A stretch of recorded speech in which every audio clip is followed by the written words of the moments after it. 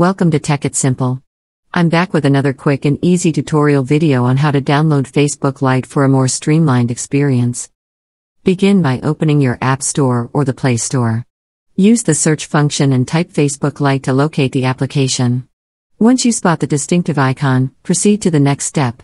On the right side, you'll find the Install button. Simply tap on it to initiate the download and installation process. Patiently wait for the app to complete its installation on your device. After the successful installation, open the Facebook Lite app. If you haven't created an account yet, you'll be prompted to do so. For existing users, log in with your credentials. Facebook Lite is designed for efficiency, especially on devices with limited resources.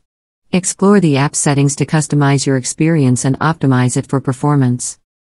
Now that you have Facebook Lite installed, enjoy a faster and more data-efficient social media experience. That's all for today's video. Thanks for watching till the end.